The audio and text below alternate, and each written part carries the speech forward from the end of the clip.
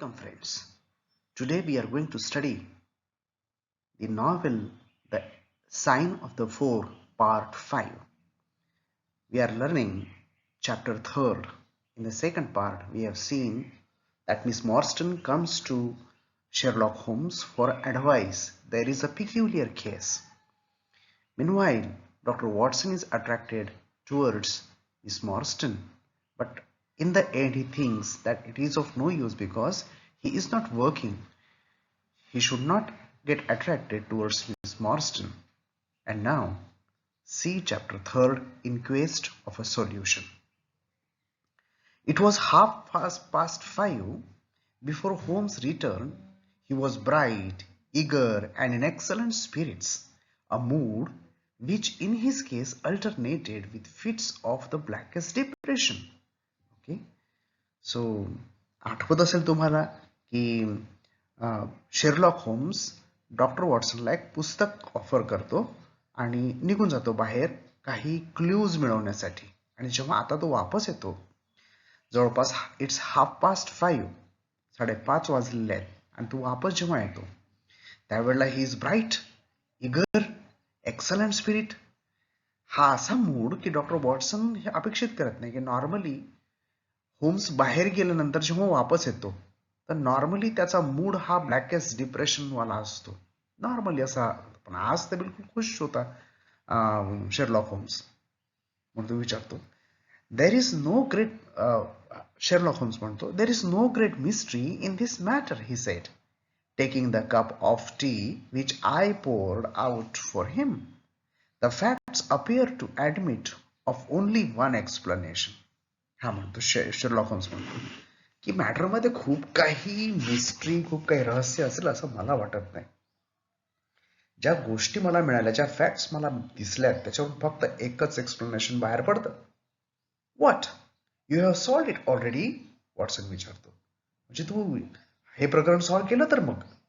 Well, that would be too much to say. I have discovered a suggestive fact, that is all. ना तो म्हणतो, प्रकरण solve केलं असं नाही, जरा काही होईल असं म्हणणं, पण मी परत असं या निष्कर्षापर्यंत येऊन पोचलो की सजेस्टिव्ह फॅक्ट्स मला दिसतात, क्लिअर कट प्रकरण मला दिसते. It is however very suggestive. The details are still to be added. I have just found on consulting the back files of the Times that Major Sholto of Upper Norwood, late of the 34th Bombay Infantry, died upon the 28th of April 1882. मला जे काही मिळालं ते हे की टाइम्सचे जे काही issues होते ते मी पाहिलेत. त्याच्यामध्ये मला मिळालं की मेजर शोल्टो हा अप्पर नॉर्वोडमध्ये राहणारा 34th बॉम्बे इन्फंट्रीमध्ये काम करणारा हा 28th एप्रिलला मरण पावला 1882 मध्ये. एवढं त्याने सांगितलं. वॉटसनला काही कळलं नाही. तो म्हणतो, I may be very obtuse Holmes, but I fail to see what this suggest. Obtuse, slow to understand. कदाचित मला जरा काही लवकर कळत नाही गोष्टी, पण मला कळत नाही की जे काही तू सांगतो, जी फॅक्ट तू सांगतो त्याच्यात ते काय सजेस्ट करते, याच्यातून बाहेर काय पडते, कुठला निष्कर्ष. No, you surprise me, Holmes म्हणतो. नाही कळलं? मला आश्चर्य वाटलं. बघ, तो म्हणतो, look at it in this way then. Captain Morstan disappears. The only person in London whom he could have visited is Major Sholto. Major Sholto denies having heard that he was in London. 4 years later, Sholto dies. Within a week of his death, Captain Morstan's daughter receives a valuable present, which is repeated from year to year and now culminates in a letter which describes her as a wronged woman. What wrong can it refer to except this deprivation of her father? And why should the present begin immediately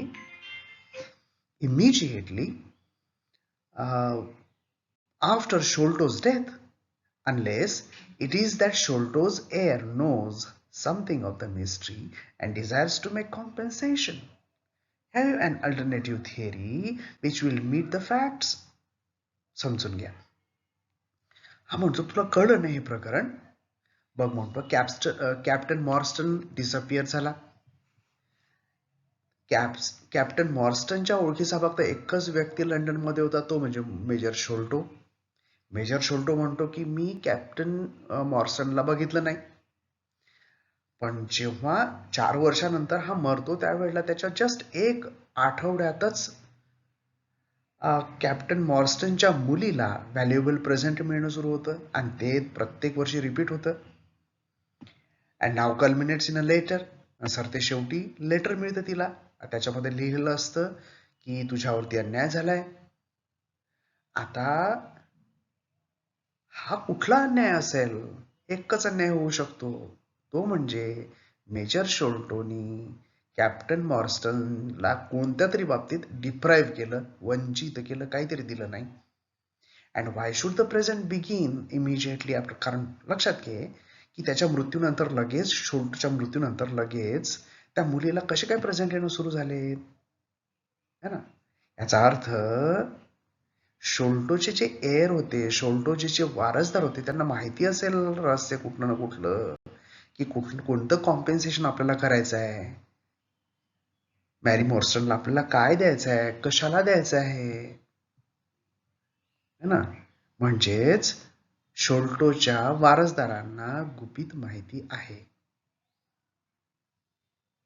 म्हणजे काही ना काही link आहे. याला दुसरी कुठली alternative theory तुझ्याकडे आहे का सांग? But what a strange compensation, and how strangely made. Why, too, should he write a letter now, rather than 6 years ago? Again, the letter speaks of giving her justice. What justice can she have? It is too much to suppose that her father is still alive. There is no other injustice in her case that you know of. Doctor Watson म्हणाला, काय compensation मिळते आहे, है ना? आणि किती विचित्र पद्धतीने. आणि आता हे शेवटचं पत्र तर अजून जास्ती आहे. हेच पत्र 6 वर्षापूर्वी का नाही पाठवलं त्या माणसाने? आणि त्या पत्रामध्ये तिच्यासोबत जस्टिस करण्याबाबत काहीतरी बोलल्या गेलंय. कुठला जस्टिस आता होणार आहे?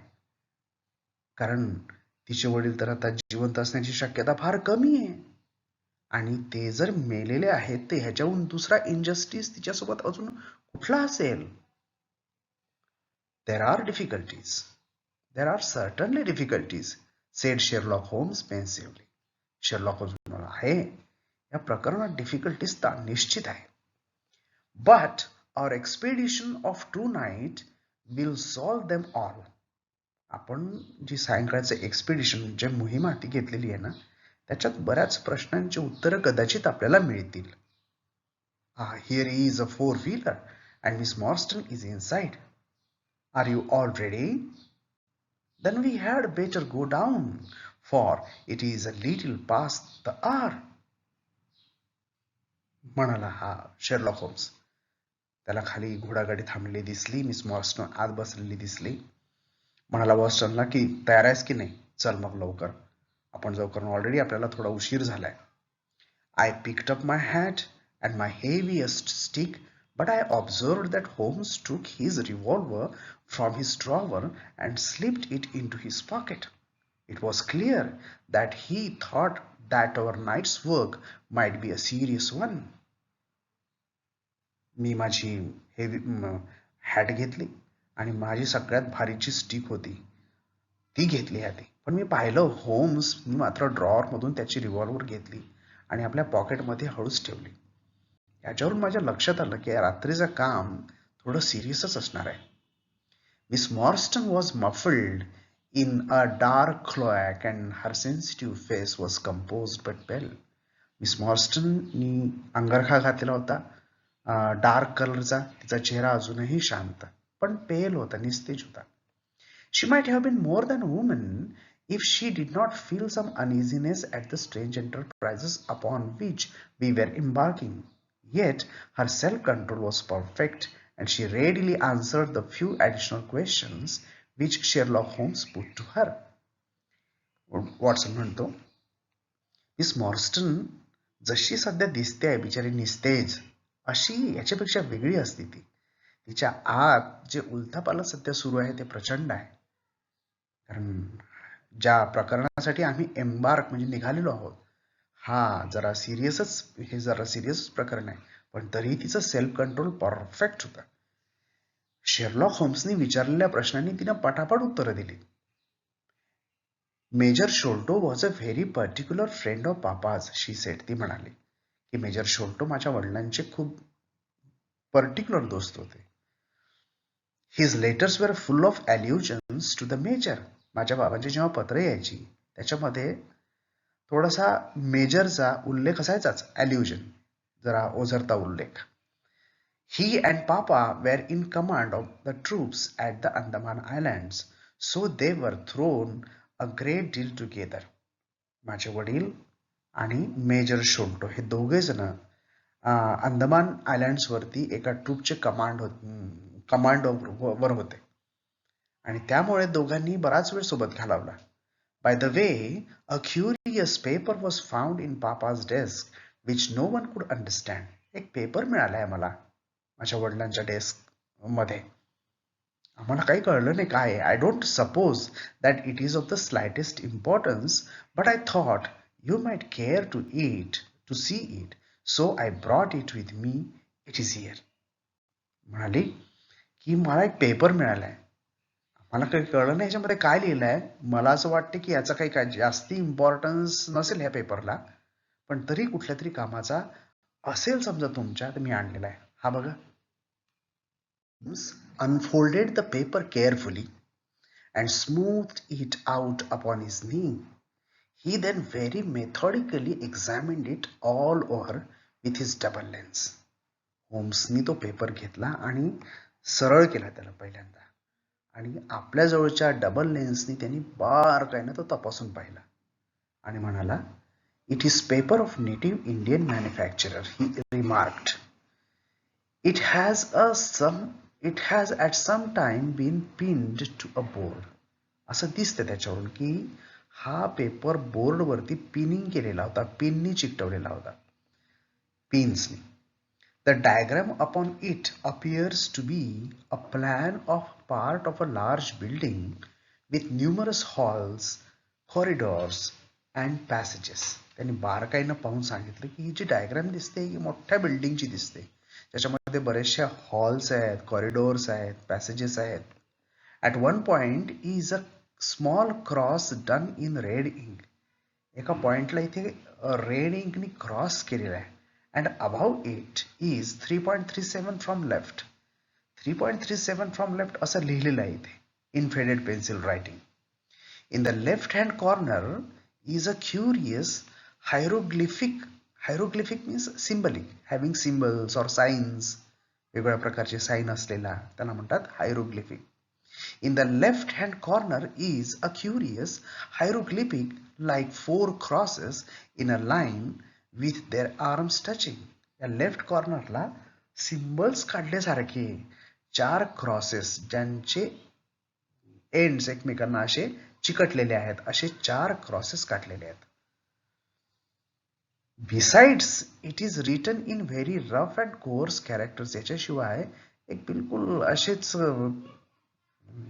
हँडरायटिंग मध्ये, जी चांगली हँडरायटिंग नाही अशा हँडरायटिंग मध्ये काढलेला आहे, लिहिलेला आहे इथे, the sign of 4, Jonathan Small, Mohammed Singh, Abdullah Khan, Dost Akbar, हे लिहिलेलं आहे याच्यावरती. No, I confess that I do not see how this bears upon the matter. मला कबूल केलं पाहिजे की मला काही कळून नाही राहिलं की याचं आपल्या या मॅटरशी काय घेणं देणं आहे, कुठलं रिलेशन आहे. Yet it is evidently a document of importance. पण तरी हे डॉक्युमेंट इम्पॉर्टंट आहे एवढं पक्क. It has been kept carefully in a pocket book, for the one side is as clean as the other. याच्या दोन्ही साइड बिलकुल क्लीन, म्हणजे हे पॉकेट बुक मध्ये जपून ठेवलेलं आहे कागद. It was in his pocket book that we found it. मॉर्स्टन म्हणाली, हा निश्चित पॉकेट बुक मध्येच ठेवलं होतं हे. Preserve it carefully then, Miss Marston. for it may prove to be of use to us. आपल्या कामात येऊ शकते बरं हे.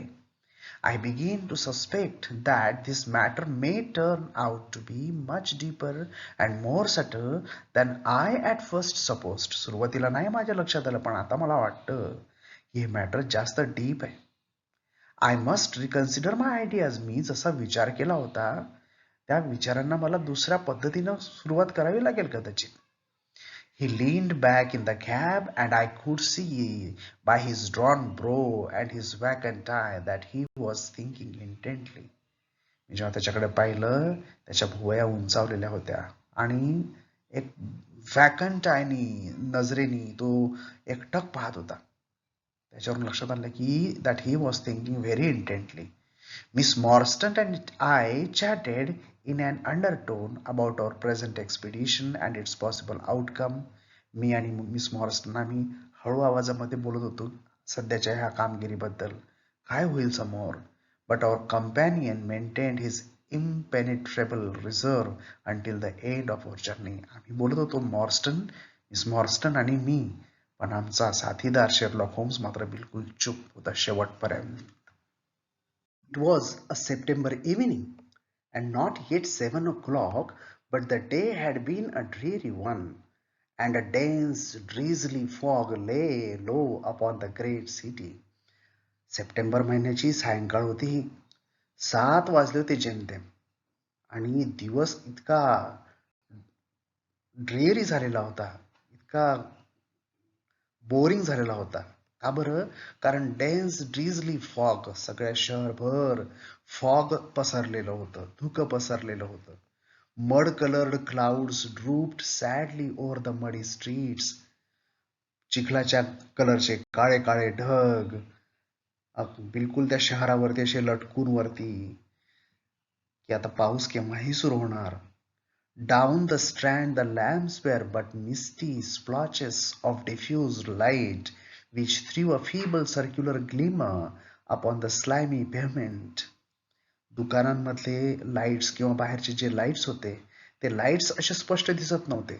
असे दिसत होते की जणू ते स्प्लॉचेस आहेत, मार्क्स आहेत डिफ्यूज लाईटचे, आणि त्याच्यातून असा सर्क्युलर ग्लिमर असा त्या पेव्हमेंटवरती, त्या रस्त्यावरती, जो रस्ता स्लायमी झालेला होता, स्लिपरी झालेला होता, त्या स्लिपरी रस्त्यावरती असा कसा तरी अंधुकसा प्रकाश त्या बल्बचा पडत होता.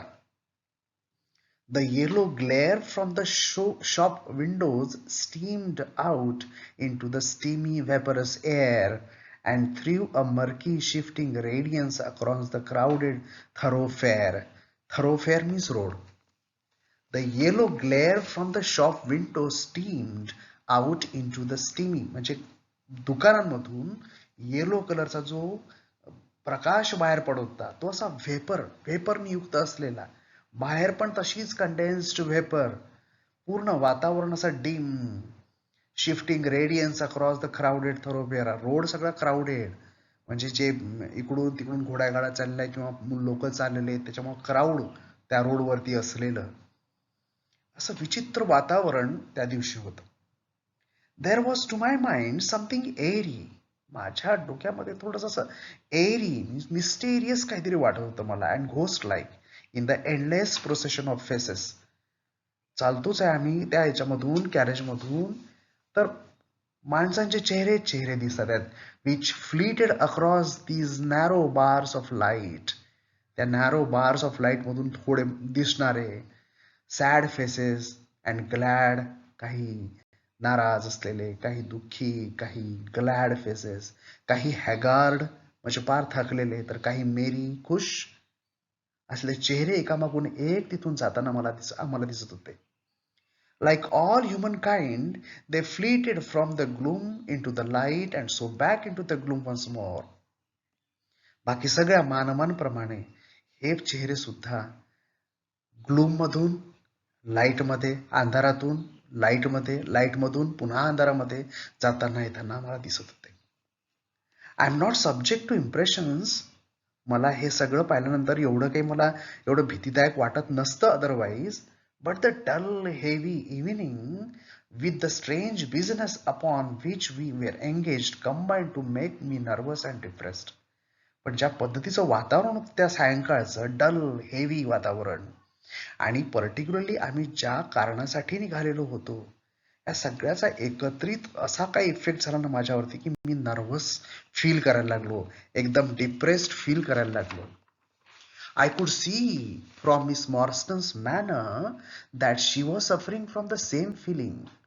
मी मिस मॉर्स्टनकडे जेव्हा पाहिलं तर मला जाणवलं तिच्या पण आज जवळपास असंच काहीतरी होत होतं. ती पण अशी नॉर्मल दिसत नव्हती मला. होम्स अलोन कुड राईज सुपेरियर टू पेटी इन्फ्लुएन्सेस. फक्त होम्स इथे असा होता की ज्याच्यावरती या इन्फ्लुएन्सेसचा काहीही परिणाम झालेला नव्हता. He held his open notebook upon his knee, and from time to time he jotted down figures and memoranda in the light of his pocket lantern. त्यांनी आपलं नोटबुक काढलेलं होतं आणि तिथे छोटासा जो लँटर्न होता त्याच्या प्रकाशामध्ये, त्या दिव्याच्या प्रकाशामध्ये त्या बुकवरती काही वेगवेगळ्या प्रकारच्या फिगर्स, काही वेगवेगळ्या प्रकारचे मेमोरँडा म्हणजे काही नोट्स, फ्युचर रेफरन्ससाठी ज्या नोट्स आहेत त्याला मेमोरँडा म्हणतात. मेमोरँडम एक वचन, मेमोरँडा अनेक वचन. मेमोरँडा म्हणजे काही नोट्स त्याच्यावरती काढत होता तो, पण तो आपल्याच बिलकुल दुनियेमध्ये, त्याच्यावरती कुठलाही परिणाम झालेला नव्हता. At the Lyceum theatre the crowds were already thick at the side entrances. जेव्हा आम्ही लायसियम थिएटरला पोहोचलो तिथं ऑलरेडी क्राऊड होतं. जिथून एंट्रन्स होतं त्या एंट्रन्सच्या साईडला तर खूप क्राऊड होतं. In front a continuous stream of hansoms. Hansoms means त्या घोडागाड्या. And four wheelers. Four wheeler म्हणजे सुद्धा 4 चाकांवरती चाललेली घोडागाडी. हॅन्सम म्हणजे 2 चाकांवरची घोडागाडी ना. In front of continuous stream of hansom, तिथं खूप सगळ्या 2 चाकी हॅन्सम्स लागलेल्या होत्या, 4 व्हीलर्स लागलेल्या होत्या.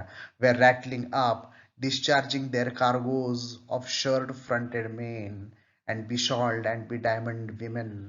आणि ह्या त्यांच्या घोड्यागाड्यांमधून उतरणारे खूप सगळी माणसं, शर्ट घातलेली माणसं आणि शॉल, डायमंडचे दागिने चढवलेल्या स्त्रिया तिथून उतरताना, त्या कार्गोज मधून उतरताना आम्हाला दिसत होत्या. We had hardly reached the third pillar, which was our rendezvous. याला rendezvous म्हणायचं, फ्रेंच वर्ड आहे. Rendezvous, before a small, dark, brisk man in the dress of a coachman accosted us. आम्ही जेमतेम तिथे तिसऱ्या पिलर जवळ पोहोचलो. आम्हाला सांगितलं होतं तिसरा पिलर, तिथे पोहोचलो. कारण हेच आमचं रांधेव्यू होतं, मिळण्याचं ठिकाण होतं, भेटण्याचं ठिकाण होतं. तिथे पोहोचल्याबरोबर एक थोडा ठेंगणा, सावळासा, ब्रिस्क मॅन, घाईघाईत चालणारा माणूस, in the dress of a coachman, कोचमनच्या ड्रेसमध्ये असलेला माणूस आमच्यापर्यंत आला. अकॉस्टेड अस म्हणजे आमच्यापर्यंत आला आणि थोडासा उद्धटपणे बोलल्यासारखं बोलला. Are you the parties who come with Miss Morstan? He asked, त्यांनी विचारलं. मिस मॉर्स्टन सोबत आलेले तुम्ही लोक आहात का? I am Miss Morstan and this two gentlemen are my friends, said she. मी आहे मॉर्स्टन आणि हे माझ्यासोबत आलेले माझे मित्र आहेत, मिस मॉर्स्टन म्हणाल्या. He bent a pair of wonderfully penetrating and questioning eyes upon us. हा जो माणूस होता त्याने आमच्या नजरेत नजर भिडून विचारलं. You will excuse me, miss, he said with a certain dogged manner. एकदम खंबीरपणे त्यांनी विचारलं. You will excuse me, miss, but I was sure to ask you to give me your word that neither of your companions is a police officer. Madam माफ करा मला, पण मला सांगण्यात आलेलं आहे की मला तुमच्याकडून पहिल्यांदा कन्फर्म करून घ्यायचं आहे की तुमच्या कंपॅनियन्स पैकी कोणीही पोलीस ऑफिसर नाही. I give my word on that, she answered. Miss Morstan म्हणाले, बिलकुल मी माझा शब्द देते, आमच्यापैकी कोणीही पोलीस ऑफिसर नाही. He gave a shrill whistle on which a street Arab laid across a four-wheeler and opened the door. त्यांनी शिटी वाजवली आणि शिटी वाजवल्याबरोबर एक अरब आला आणि त्यांनी आम्हाला 4-व्हीलर कडे नेलं सगळ्यांना आणि त्याचा 4-व्हीलरचा डोर ओपन केलं. The man who had addressed us mounted to the box. जो आमच्यासोबत आलेला होता तो सुद्धा त्या बॉक्समध्ये बसला. while we took our places inside, आम्ही आतल्या साईडने बसलो, तो बॉक्सच्या समोरच्या साईडने बसला. We had hardly done so before the driver whipped up his horse and we plunged away at a furious pace through the foggy streets. जेमतेम आम्ही बसलो रे बसलो तेवढ्यात त्या घोडागाडीच्या चालकाने जोराचा चाबूक फिरवला आणि घोडे उधळले आणि जोरात आमची घोडागाडी आमच्या डेस्टिनेशनच्या साईडनी त्या फॉगी स्ट्रीट्स वरून धावायला लागली. The situation was a curious one. We were driving to an unknown place on an unknown errand. आमची सिच्युएशन जराशी वेगळीच होती, क्युरियसच होती. आम्ही वेगळ्याच दिशेने चाललेलो होतो. आम्हाला माहिती नसलेल्या ठिकाणी चाललेलो होतो. माहिती नसलेल्या मेसेजवर चाललेलो होतो. त्याची काही कल्पना नव्हती. तो ओळखीचा नव्हता, काहीच पूर्वकल्पना काहीच नसताना. Yet our invitation was either a complete hoax, which was an inconceivable hypothesis, or else we had good reason to think that important issues might hang upon our journey. तरी आमचं जे इन्व्हिटेशन होतं हे एकदा कम्प्लीट होक्स ठरू शकत होतं, complete एकदम लबाडी, आम्हाला फसवल्या जात असेल कदाचित, पण याची शक्यता थोडी कमी होती. आणि दुसरं पण कारण की त्याला एक विशेष कारण राहू शकत होतं की आम्ही ज्या जर्नीवरती निघालेलो आहोत त्याच्यातून कुठलं ना कुठलं चांगलं आउटकम निघू शकण्याची शक्यता सुद्धा होती. Miss Marston's demeanor was as resolute and collected as ever. Miss Marstonचा चेहरा आणि तिचं बिहेवियर बिलकुल तसंच शांत. I endeavored to cheer and amuse her by reminiscences of my adventures in Afghanistan. But to tell the truth, I was myself so excited at our situation and so curious as to our destination that my stories were slightly involved. आता miss मॉर्स्टनला थोडीसा धीर द्यावा म्हणून मी माझ्या अफगाणिस्तानचे जे adventures होते त्याच्या गोष्टी सांगायला लागलो. पण खरं सांगायचं म्हणजे मीच स्वतः इतका एक्सायटेड होतो या सगळ्या सिच्युएशनवरती आणि इतका क्युरियस होतो की आम्ही चाललो कुठे एक्झॅक्टली, की मी जे काही सांगत होतो त्यात माझंच धड बरोबर लक्ष नव्हतं की मी काय सांगतोय म्हणून.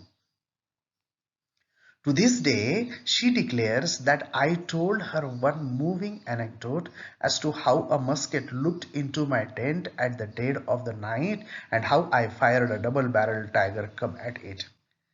आज मला माहिती पडलंय मिस मॉर्स्टन कडून की मी काय सांगत होतो. मला भान नव्हतं मी काय सांगत होतो. मी सांगत होतो की माझ्या टेंट मध्ये एक बंदूकधारी कसा शिरला आणि मग मी त्याच्या साईडने कसे काय फायरिंग केलं याच्याबद्दल काहीतरी मी बोलत होतो त्यावेळेला. पण मला माहीतच नव्हतं मी त्यावेळेला तसं बोलत होतो. At first, I had some idea as to the direction in which we were driving. But soon, what with our pace, the fog, and my own limited knowledge of London, I lost my bearings and knew nothing save that we seemed to be going a very long way. जेव्हा प्रवास सुरू झाला आमचा त्यावेळेला मला थोडीफार idea यायला लागली की एक्झॅक्टली कोणत्या डिरेक्शनने आम्ही चाललेलो आहोत.